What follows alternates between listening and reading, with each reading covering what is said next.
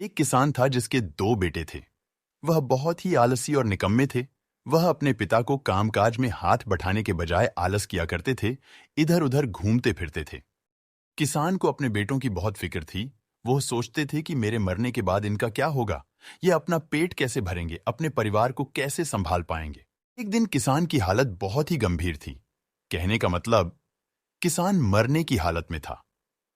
तभी किसान ने अपने दोनों बेटों को बुलाकर उनसे कहा कि हमारे खेत में एक खजाना गढ़ा हुआ है, लेकिन वह किस जगह है उसकी जानकारी मुझे भी नहीं है, लेकिन खोदने बाद तुम्हें वो खजाना मिल जाएगा। इतना कहकर किसान भगवान को प्यारे हो गए। खजाने की खबर सुनकर दोनों बेटों के मन में लालच आ गया और वो दोनों खेत पर चले गए।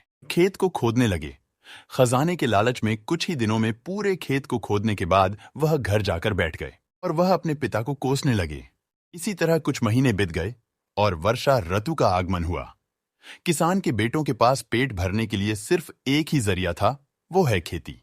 तब बाकी किसानों की तरह किसान के बेटों ने खेत में बीज बोने शुरू कर दिए। वर्षा का पानी पाकर वह बीज अंकुशित हुए और देखते ही देखते खेत लहराने लगे। ऐसा लग रहा था कि हवा के झोंके से लहरा रहा था। यह देखकर किसान के बेटे बहुत खुश हो गए। उनको समझ आ गया कि परिश्रम ही सच्चा धन होता है और वो उसी तरह से अपने पिता के शब्दों का मोल भी समझ गए और अपने कामकाज में लग गए। शिक्षा परिश्रम ही सच्चा धन होता है।